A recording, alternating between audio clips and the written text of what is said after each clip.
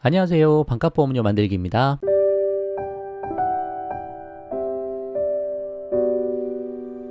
오늘은 4세대 실비 드디어 출범이란 제목으로 영상을 좀 만들었습니다. 말도 많고 탈도 많았던 4세대 실비가 드디어 출범을 했네요. 그래서 7월 1일부터 4세대 실비 가입하시는 거고 6월 30일 날 금융감독원에서 마지막 보도자료가 배포가 됐습니다. 거기에 조금 추가된 사항이 있고 변경된 사항도 좀 있어요.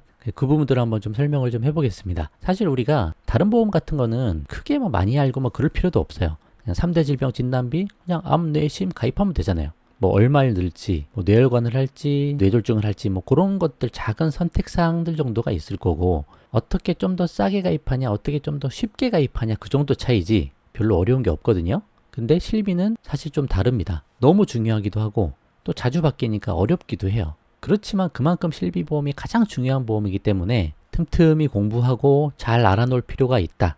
4세대 실비로 안 갈 사람이 있을까요? 장기적으로 봤을 때 대부분 다 갈 것 같아요. 제 생각엔. 모르겠어요. 5세대로 바로 갈 수도 있을 수도 있지만 2세대, 3세대 가입하신 분들 15년 재가입 상품이면 15년 지나고 자동으로 4세대 실비로 가죠. 그리고 1세대, 2세대 실비 가입하신 분들 중에 뭐 5년 갱신, 3년 갱신 그런 상품들 가지고 계신 분들도 연세가 많으신 분들은 보험료가 상당히 부담이 많이 될 거거든요. 나중에. 그분들은 4세대로 전환을 하시겠죠. 도저히 못 버티면. 그래서 4세대 실손으로 안 올 사람도 거의 없다. 장기적으로 봤을 때. 그래서 잘 알아두는 게 좋겠다라고 좀 말씀을 좀 드려봅니다. 앞으로도 약관을 좀 제가 천천히 보면서 특별히 문제될 만한 것들 한번 좀 계속 짚어보려고 해요. 그렇게 해서 오늘 영상 한번 시작을 해보도록 하겠습니다. 자, 4세대 실손의료보험이 이런 인포그래픽을 내세우면서 출범을 합니다. 국민건강보험을 보완하는 실손의료보험이 더욱 든든한 사회 안전망이 될 수 있도록 2021년 7월 새롭게 태어납니다 라고 되어 있고요.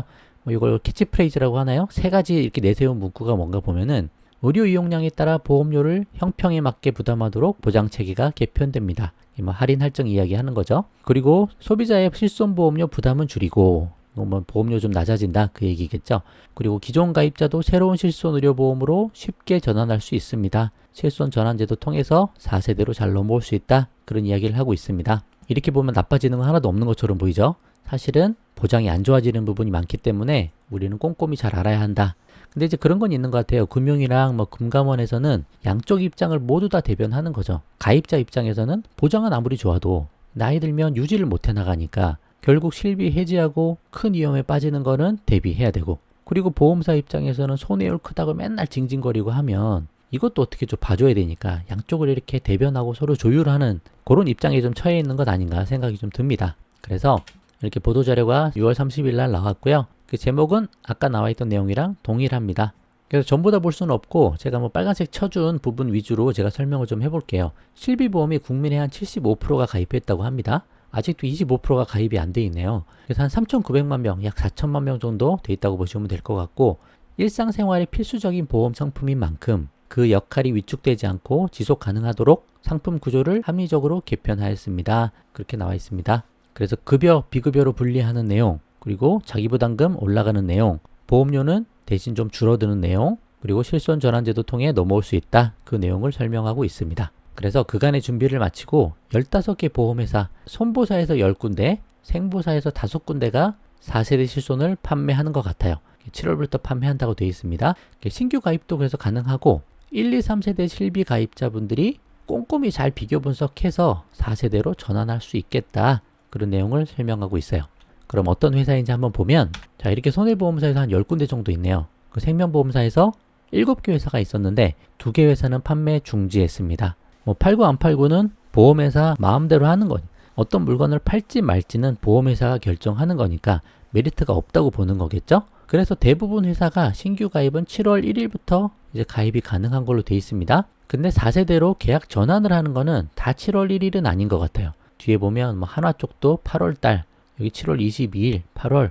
그래서 특별히 생명사 쪽에서는 좀 천천히 진행하는 곳이 많이 있는 것 같아요. 그러면 판매 중지했던 회사, 나는 요 보험사에 실비보험을 가입해 있었어. 그럼 그 사람들은 어떻게 되나요? 계약 전환을 해준다는 내용입니다. 신규 가입은 더 이상 안 받지만 기존 가입자는 내가 전환하고자 할 때 4세대로 전환할 수 있게 상품을 열어둔다는 거예요. 당연히 그렇게 해야죠. 그래서 설령 신규 가입은 중지됐어도 전환은 가능하다. 그렇게 보시면 되겠습니다. 자, 그럼 보장 범위를 한번 볼게요. 이제 구조가 전체적으로 바뀌니까 기존에는 질병 5천에 30, 상해 5천에 30 그렇게 해서 한 1억 원이었잖아요. 근데 지금은 급여 5천, 비급여 5천 해서 1억 원을 맞추겠다. 그렇게 보시면 될 것 같고 2019년 기준 5천만 원 이상 보험금을 지급받은 사람은 전체 가입자의 0.005%다. 뭐 그렇게 많지 않다. 그런 내용을 설명하고 싶은 것 같아요. 그러니까 요 5천을 다 쓰기 쉽지 않다. 뭐 그런 내용으로 보시면 될 것 같아요. 급여 5천, 비급여 5천이니까 충분하다. 뭐 그런 내용으로 설명하는 것 같습니다. 그리고 보험금 누수가 큰 도수치료 영양제 일부 비급 항목에 대해서는 과잉 의료 이용 방지를 위해 보장이 제한됩니다. 제가 지난 시간에 설명드렸죠. 그래서 실비보험의 전체 지급 보험금 중 비급여 비중이 65%를 차지하기 때문에 비급여 쪽에 엄청 민감합니다. 비급여 온통 제한을 다 걸어놨어요. 그래서 필수 치료라고 인정되는 급여 쪽을 많이 써라. 비급여 치료는 가능하면 좀 자제해라. 뭐 그런 의중이 좀 있는 거라 생각할 수 있겠습니다. 자, 보험료 할인 할증입니다. 5단계로 나눴고요. 1단계는 할인, 2단계는 유지, 3, 4, 5는 할증입니다. 직전 1년간의 비급여 보험금을 얼마나 탔느냐에 따라서 이 구간이 정해지는 거세요. 그래서 100만 원 미만으로 쓰셨으면 비급여를 할인 할증 없이 유지됩니다. 근데 100만 원 이상을 썼으면 100%, 200%, 300% 해서 보험료가 할증이 되겠죠. 근데 이 할증되는 인구는 3세대 실손 시뮬레이션 결과 한 전체 가입자의 1.8%에 불과하다. 이 1.8%밖에 안 되고 요게 1단계 할인받는 분이 한 70 몇 %였던 것 같아요. 대부분은 유지나 할인 쪽으로 들어간다. 그렇게 보시면 되고 3에서 5단계 보험료 할증 대상자의 보험료 할증 총액 요분들의 보험료 할증 총액과 1단계 보험료 할인 총액이 일치되도록 요 할인율을 계산을 하겠다. 그렇게 보시면 됩니다. 이분들한테 더 받아서 이분들한테 할인을 해줄게. 그런 내용으로 보시면 되세요. 그리고 충분한 통계 확보 등을 위해 할인 할증은 3년이 경과한 시점부터 적용되겠다. 그렇게 보시면 됩니다. 자, 그리고 재가입 주기 단축되는 거 아시죠? 15년에서 5년으로. 근데 이런 내용이 새로 생겼습니다. 보험계약자는 재가입 시 별도 심사 없이 재가입할 수 있으며 병력 그런 거 상관없다는 거예요. 재가입 된다는 거예요. 그리고 장기 입원, 여행 등으로 재가입 시점을 놓치더라도 기존 상품으로 우선 계약이 연장된다. 그래서 보장 공백 발생 우려가 없다. 이거 좋아진 것 같아요. 보험사가 연락을 하려고 계속 연락을 취해도 연락이 안 되는 경우가 생겼을 때 기존 실비를 계속 유지를 해주겠다는 거예요. 그래서 나중에 계약자랑 다시 연락이 닿는 시점, 나중에 그 사람이 보험금을 청구할 시점은 있을 거 아닙니까? 청구하는 시점에는 서로 연락이 되니까 그때 재가입 청약 절차를 거쳐서 당시 판매 중인 상품 4세대, 5세대로 전환하고 기존 계약은 해지하겠다. 그래서 보장 공백 발생 우려가 없게 하겠다라고 이야기를 하고 있습니다. 이 부분은 괜찮은 것 같아요. 나쁘지 않은 것 같아요. 실비의 보장 공백은 없어야 하니까 잘 해놓은 것 같습니다. 그래서 이게 이제 마지막 자료인데 이게 3세대에서 4세대 실손으로 바뀌는 최종 정리 자료라고 보시면 될 것 같아요. 요게 거의 최종이다. 근데 여기서 좀 바뀐 게 있습니다. 요게 새로 생겼어요. 상품 구조가 3세대 실손에서는 급여, 비급여 플러스 3대 비급여 특약이 있었는데 개정되면서 급여가 주계약, 비급여가 특약 그렇게 분리됐잖아요. 그래서 당연히 3대 비급여 특약도 요 비급여 특약 안에 그냥 들어가겠구나 라고 생각을 했는데 요런 문구가 생겼고 3대 비급여 특약을 3세대와 마찬가지로 별도로 분리해 놨습니다. 4세대 실손 한번 보면은 급여가 있고 비급여가 있는데 비급여에 3대 비급여 특약이 또 하나 나와 있어요. 지금까지 이런 내용이 없었던 걸 보면 당연히 비급여 하나로 딱 묶어서 그 안에 3대 비급여 특약이 들어있을 줄로 생각했죠. 근데 막판에 이렇게 바꿔놨습니다. 바꿔놓고 보장 금액의 한도를 각각 걸어둬서 그 금액 이상 받지는 못하게끔 또 제한이 또 걸려있는 부분이세요.